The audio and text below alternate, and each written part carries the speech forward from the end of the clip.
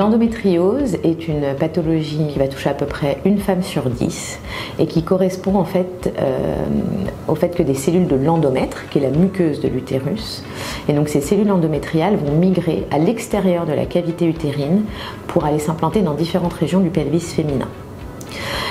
Ce qui va se passer dans ce cas-là, c'est qu'à chaque fois que vous allez avoir vos règles, ces cellules de l'endomètre vont réagir exactement comme les cellules endométriales normales et vont avoir tendance à s'épaissir, à saigner, comme pendant les règles, mais elles le feront localement là où elles sont implantées.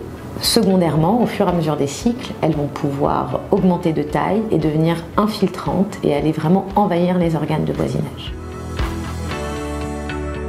Les douleurs de règles sont le principal symptôme. Parfois, les règles peuvent être aussi très abondantes et on retrouve aussi typiquement des signes digestifs qui peuvent s'associer avec des douleurs au niveau anal, à l'exonération des selles pendant les règles.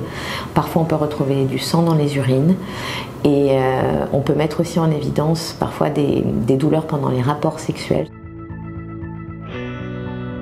Il faut se poser la question de traiter par la mise en place d'une contraception. L'idée, c'est que si on ne veut pas que les lésions évoluent, il ne faut pas qu'elles saignent. Et donc pour ne pas saigner, il ne faut pas avoir ces règles. Dans les formes plus sévères résistantes au traitement, la question de la chirurgie peut aussi se poser pour aller réséquer les lésions, ce qui peut aussi avoir comme bénéfice secondaire chez des femmes qui ont un désir de grossesse d'améliorer leur fertilité.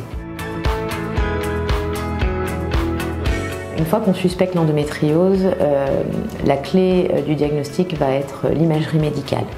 L'échographie est un outil très puissant.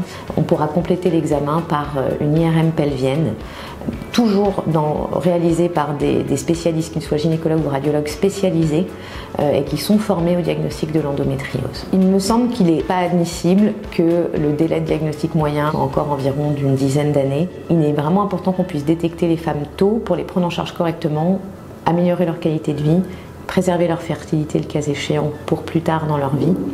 Mais il ne faut pas laisser des jeunes femmes qui souffrent sans prise en charge adaptée.